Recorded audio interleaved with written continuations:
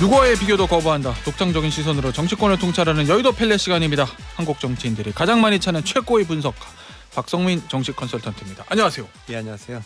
주상절리님께서 유튜브로 박성민 여의도 펠레, 바나나님께서 와우 박성민 대표님 나오셨네요. 채널 돌리지 말아야지.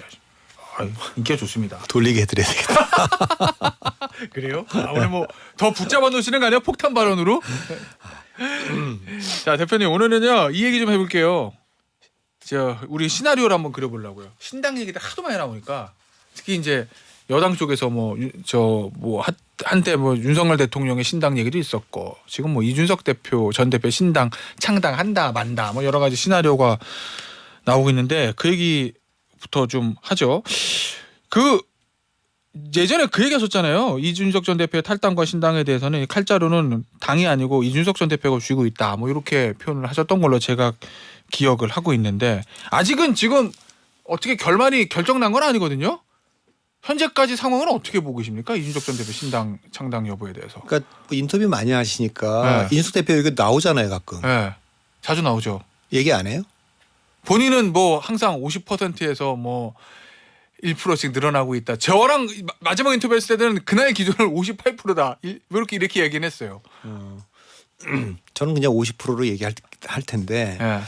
그러니까 국민의힘도 제가 이 방송에서 여러 번 얘기했지만 선택지가 세 가지가 있다. 네. 결별할 거냐, 굴복할 거냐, 타협할 네, 거냐. 맞아요.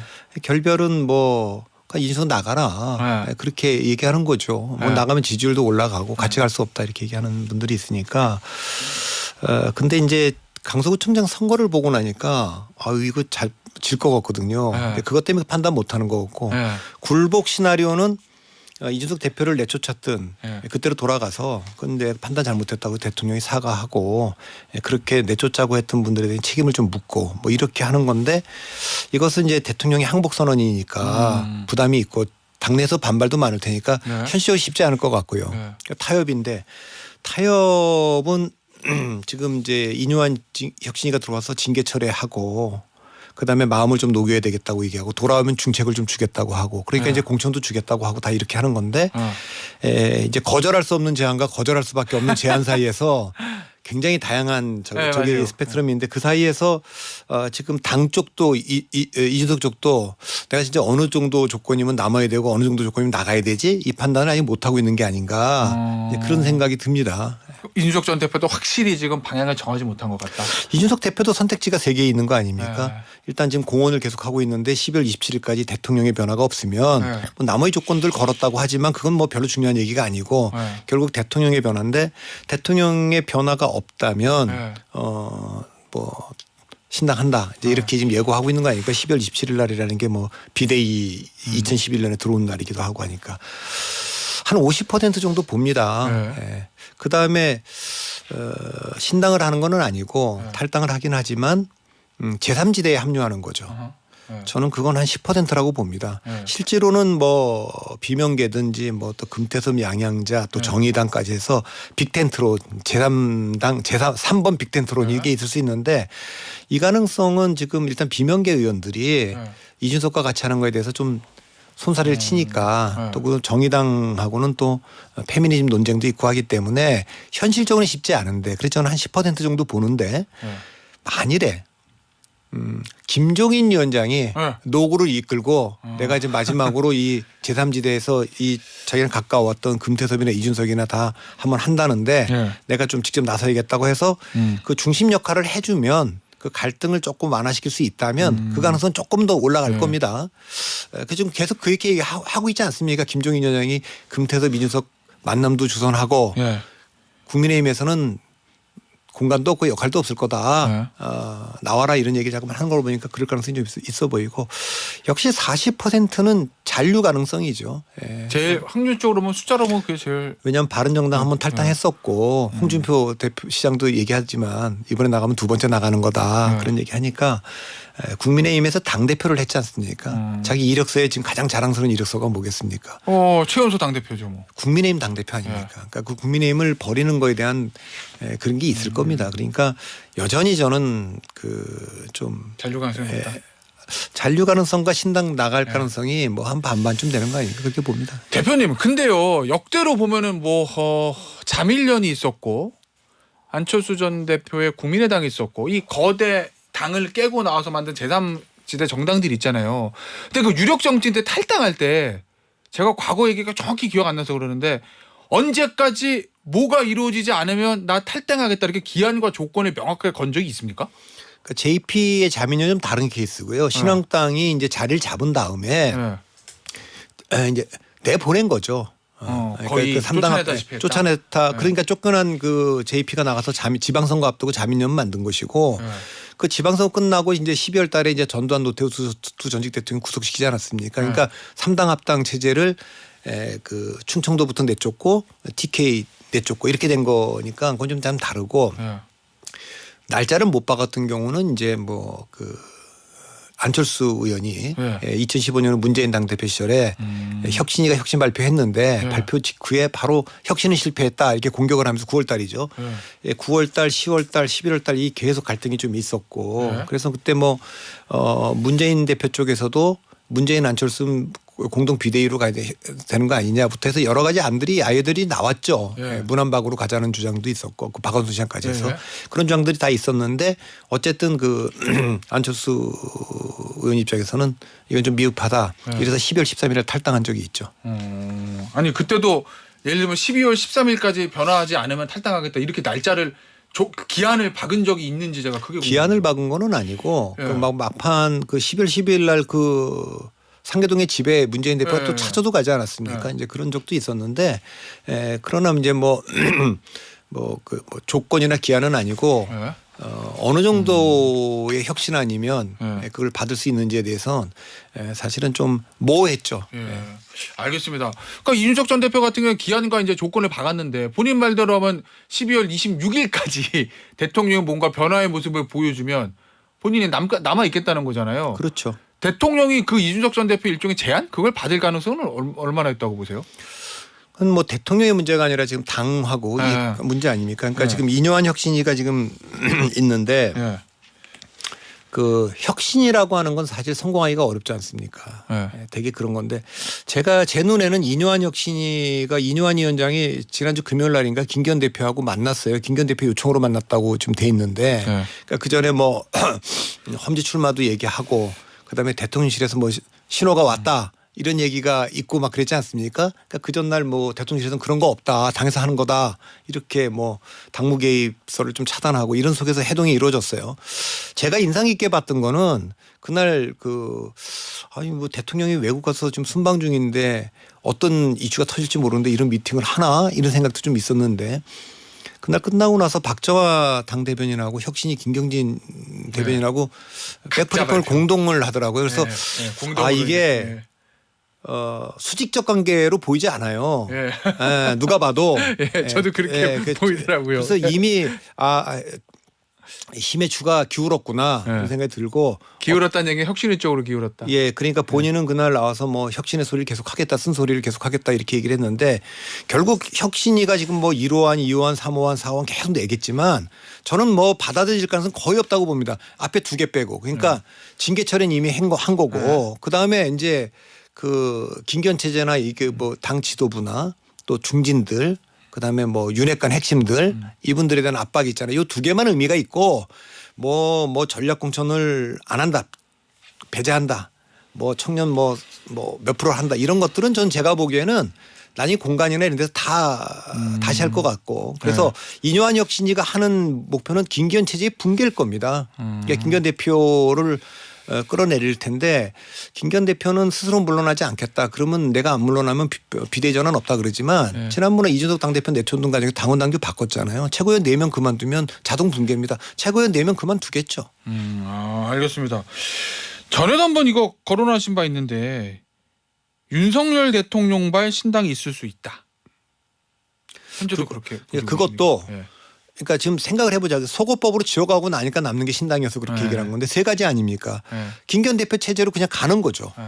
김기현 대표 그렇게 믿고 있을 거고 그래서 뭐 혁신이도 띄워보고 뭐 총선 기획단도 띄우고 뭐 조기 필요하면 조기 뭐 선대위도 띄울 수 있고 공관위도 띄울 수 있고 이렇게 할 수 있는데 국민들은 그건 좀 어렵지 않겠냐. 그러니까 그 김기현 대표 지난 전당대회 이후 봤는데 그 결과가 강서구청장 보궐선거인데 좀 어렵지 않겠냐 이렇게 생각을 좀 할 거예요. 그리고 김장년대로 됐는데 험지 출마하라 그랬는데 지금까지 답이 아무도 없고 장제원 의원은 나 서울 안 간다 이렇게 선언했고 다 그런 상태이기 때문에 결국 김기현 대표 체제로 총선 치르기는 어렵지 않느냐라는 게 좀 확산되고 있어요. 그럼 두 번째 비대위인데 비대위는 대통령이 세 가지를 감수해야 됩니다. 첫째는 국정 실패를 인정해야 되는 거고 전당대회 실패를 인정해야 되는 거고 레임덕을 감수해야 되는 겁니다. 그런데 임기 2년밖에 안 된 그 대통령이 집권당의 비상 상황이라고 하는 건 결국 본인의 실패를 인정하는 것 때문에 쉽지 않을 그렇죠. 거다. 그럴 바에는 차라리 그냥 신당으로 가는 게 낫다. 왜? 역대 모든 대통령들이 신당을 만들었고 특히 총선용으로 총선 앞두고 3명의 대통령이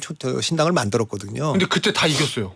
예, 이제 뭐 그 여러 가지 상황이 겹쳐서 이겼는데 어쨌든 만들었죠. 그 신당을 통해서 얻어야 될 교훈이 있다 뭐 이런 얘기를 하셨던 그거는 이제 신당들은 다 만들었는데 뭐 그 노태우의 민자당은 얘기할 게 아니고 그거는 이제 뭐 사회주의가 무너지는 속에서 뭐 200명 넘는 218명인가 이렇게 모인 거니까 그건 빼더라도 96년도에 김영삼 대통령이 이제 2월 달에 신한당으로 만들었는데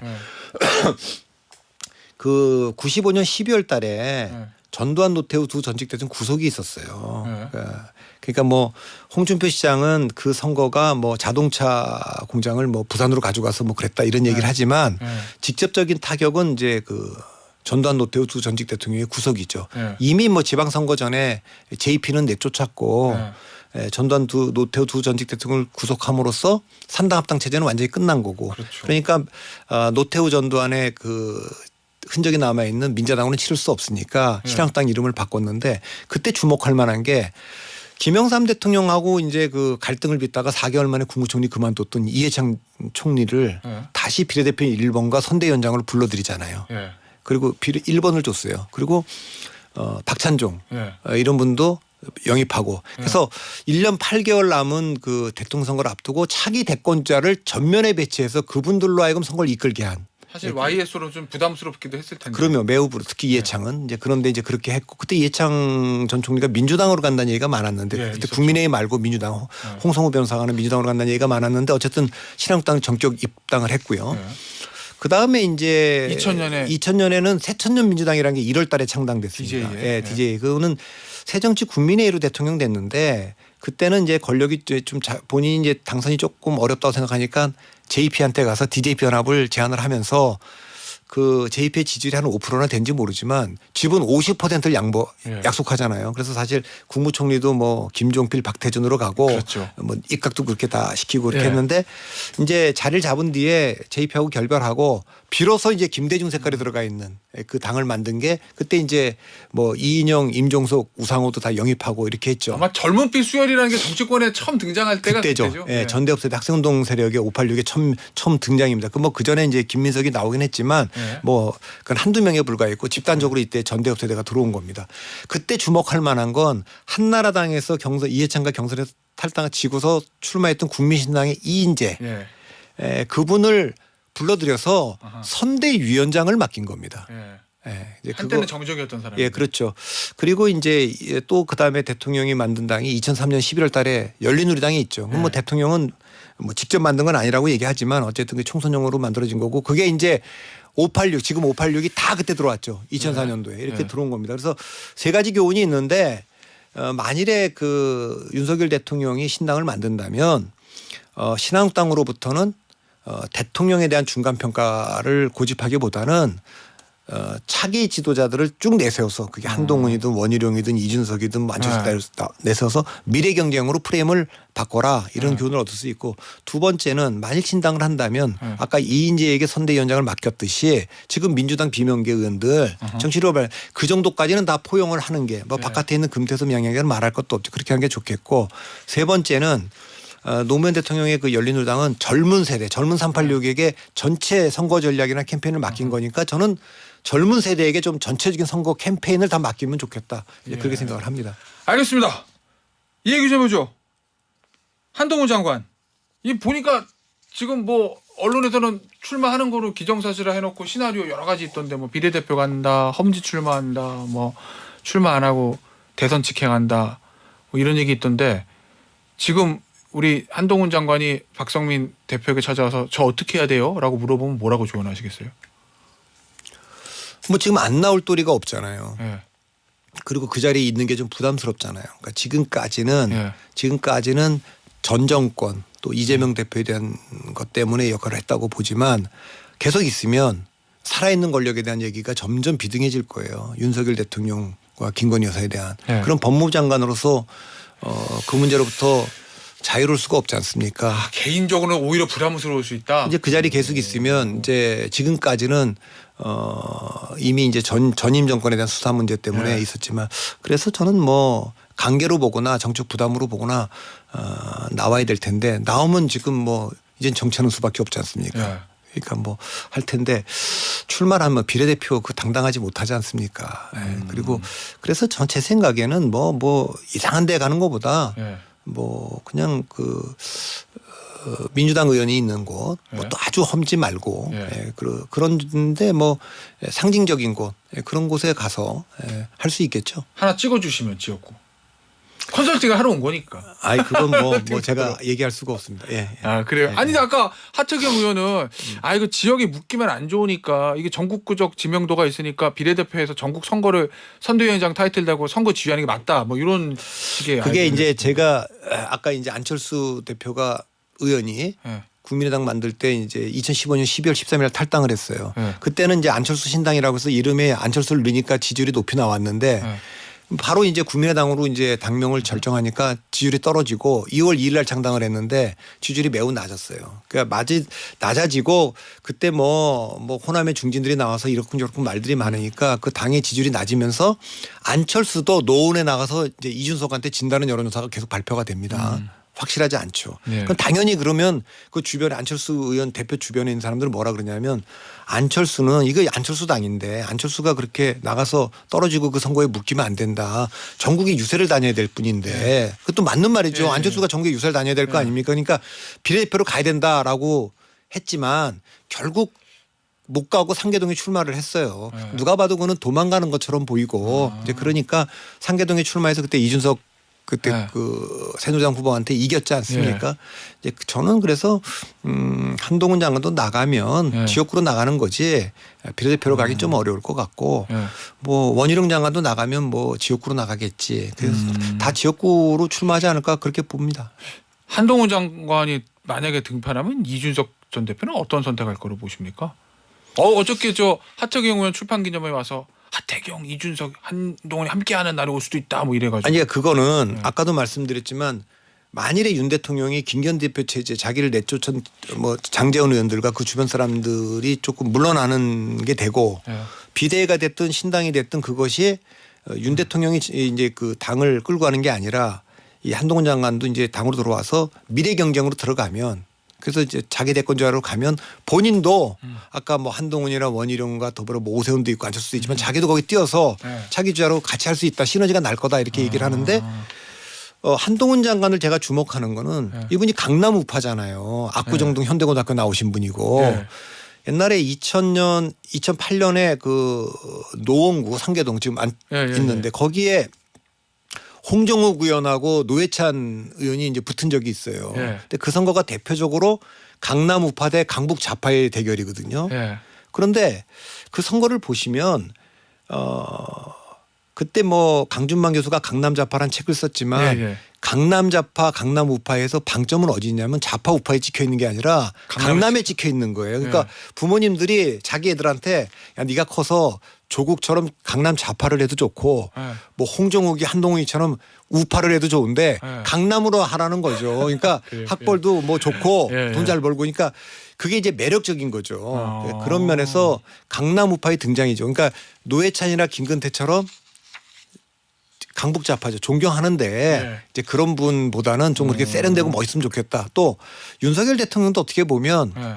강북 우파 같은 느낌 아닙니까? 그래요? 그런 거에 네. 비하면 이제 한동훈 장관은 강남 우파니까 좀 그 젊은 엄마들한테 소구력이 있을 거다. 있을 거로 보입니다. 알겠습니다. 자 민주당 얘기 좀 해보죠. 뭐 국민의힘에 비하면 좀 조용하긴 한데 이 비명계라 불렸던 혁신계 의원들이 원칙과 상식 요 모임을 만들어서 일종의 정풍 운동을 시작했습니다. 지도부는 여기에 대해서 일절 반응하고 있지 않아요. 현재까지는 공식적으로. 어떻게 보십니까? 이 저 원칙과 상식 어느 정도 태풍이 될 수 있을 거라고 보세요? 민주당 내에서 아니면 그냥 뭐 차찬 속에 태풍은 태풍인데 차찬 속에 태풍 그렇게 칠까요? 그러니까 이건 이제 12월 달 가면 네. 이제 점점 뭐 이제 바람이 거세지겠죠. 왜냐하면 이게 뭐 이제 뭐 방탄 정당이다 뭐 팬덤 정당이다 이런 얘기 하지만 결국 공천 싸움 아닙니까? 근데 민주당의 문제는 대표의 뭐 사법 리스크도 있지만 수요 공급이 지금 일치하지 않는다는 거예요. 지난 총선 때 너무 많이 이겼지 않습니까? 너무 많이 이겼고 지방선거 때는 또 너무 많이 졌어요. 출마하려는 분들은 많고 자리는 없고 그렇다고 그분들이 홍익표 의원처럼 다 서초가거나 이럴 건 아니니까 결국은 굉장히 많은 분들을 드러내야 될 겁니다. 그러니까 지도부로서는 할 수 있는 말이 공정한 경선을 한다 이렇게 얘기하지만 이미 이제 4년 전에 금태섭 학습 효과가 있기 때문에 그게 이제 그 공정하지 않고 불공정할 것이고 그러면 이제 어렵다 이렇게 생각할 거기 때문에 이제 이상민 의원이 가장 적극적으로 얘기를 하고 있는 거죠. 네. 선택지 중에는 뭐 국민의힘 입당까지도 열어두고 있는 것 같은데 오늘 또 혁신이가 거기 간다 그러니까 그런 걸로 보면 지금은 네 분으로 시작했지만 이게 가면서 12월 달쯤 되면 전직 국회의원들 문재인 정부 때 국회의원 했던 분들 김부겸, 정세균, 이낙연 이분들이 입을 안 열 수가 없어요. 최근에 이낙연 전 대표가 인터뷰를 좀 했던데 이재명 대표 방탄 때문에 당이 좀 어려웠다. 그리고 이런. 뭐 전회시체에서 내가 응원가를 부를 수는 없다. 네. 이런 얘기도 뭐 의미심장한 얘기죠.